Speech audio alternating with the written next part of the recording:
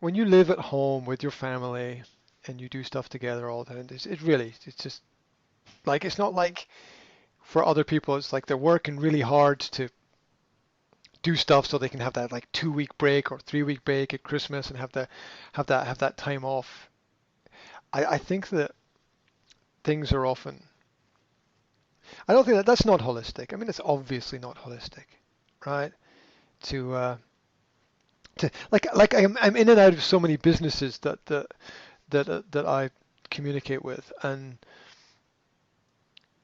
I wonder about, yeah, there's this great drive and you want to work hard to make things successful, and it requires a lot of energy and dedication, and yet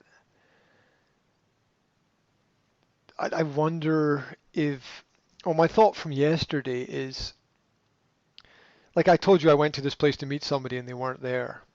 And I was thinking, it's Mhm. just, and they're like, oh, we're so busy, all this is happening, we don't have time. And I'm like, well, the reason why you don't have time is because you're a really bad manager.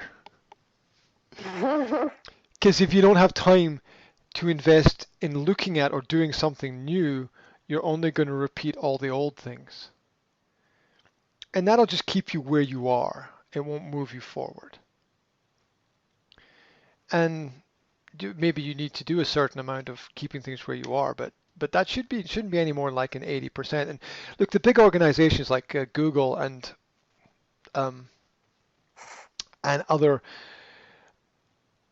companies constructed like that, they understand like the 80/20 principle, which is you should be busy 80% of the time, but the other 20% of the time you should be completely free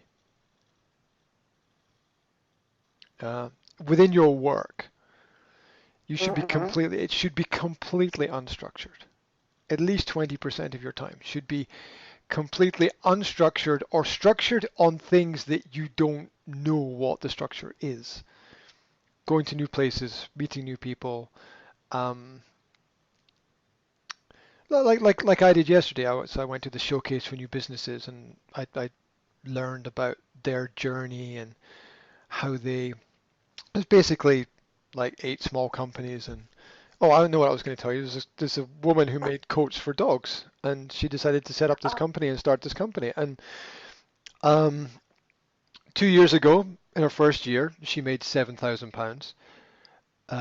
In her second year, she made 200,000, and in her third year, which she's planning, she aims for 1 million whoa. from making coats for dogs. Mhm. Doesn't But need she has that aim, doesn't and there doesn't is progress. doesn't need to be complicated. Wow. Yeah, I often catch myself going, why is this so fucking complicated? It's complicated because I made it complicated. Right. It doesn't need to be so complicated. You ever been in a relationship and like, how did this get so complicated? It got complicated because we made it complicated. It can be simple. Yeah, it doesn't have to be complicated. It's a great question to ask somebody, why are you making it so complicated? Mm. Yeah. A lot, not all, but a lot of the great questions in life are yes, no questions. Will you marry me? Right? It's pretty yes or no, right? It's not like, well, maybe, or I'll think about it. It's just like, I'll think about it. It's like, fuck you. I've made a terrible mistake. Right? Right. There shouldn't be any. This. There shouldn't be. It's funny. There shouldn't be any question about what is right. It should be obvious, but it's not always obvious.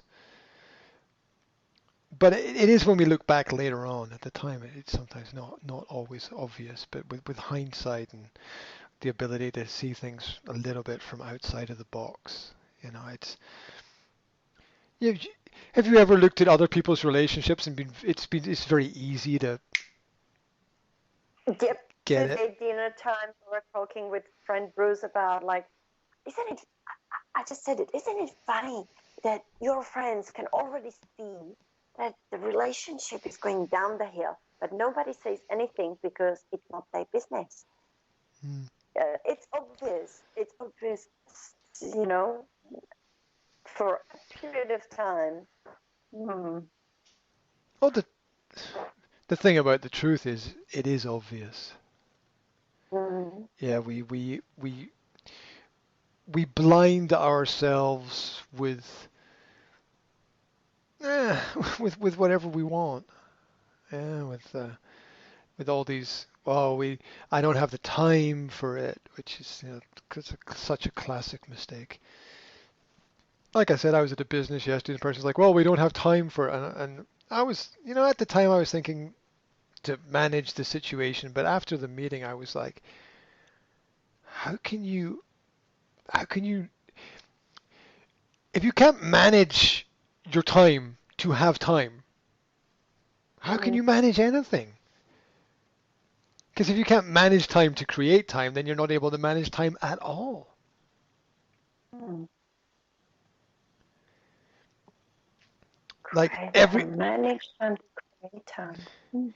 if you yeah, the whole point of managing time is actually to be efficient and create time, not to lose time.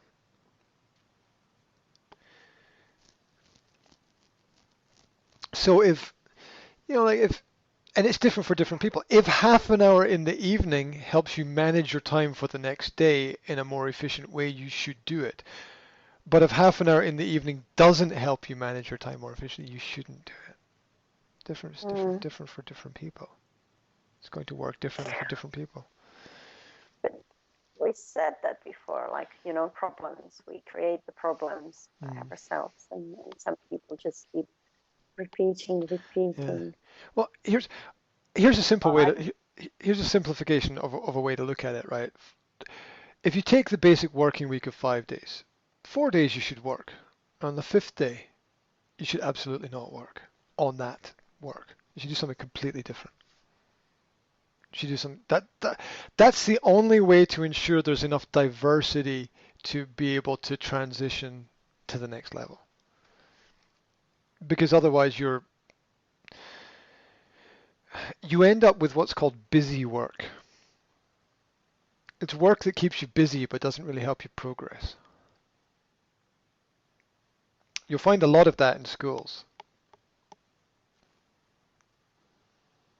Well, the great leadership skill is the ability to understand and see what is not working and change it. A terrible leader is somebody who will keep in place a practice which is not working. It is far, far better to change and attempt to innovate than to do nothing at all. all right. Okay, the Hmm. largest, one of the largest and most successful video companies in the world, maybe I mentioned this in the previous session, I can't remember.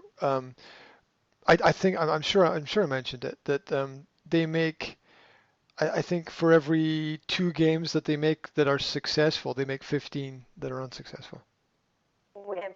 We talk about it. Yeah, It, yeah, yeah. it So I mean, yeah. there's Uh, there, mm, there's a massive amount of things that are done which are unsuccessful, um, in order to get to to a level of success.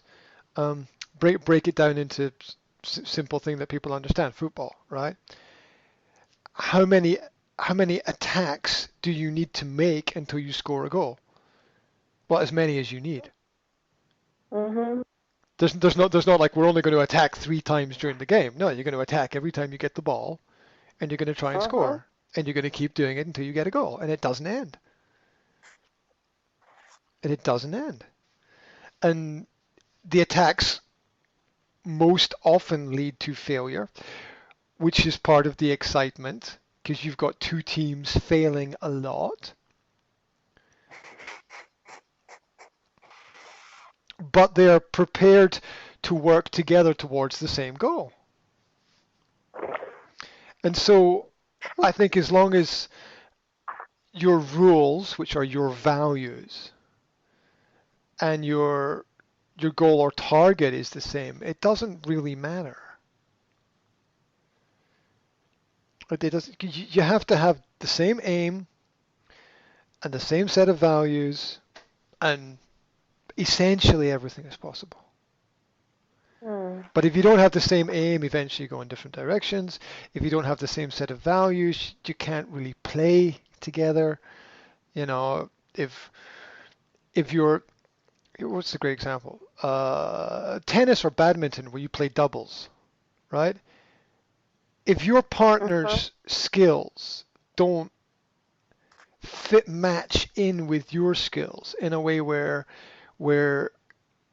you improve each other's game and you cover each other's mistakes, then you're not going to get very far. Mhm. And I think that's the way to approach it.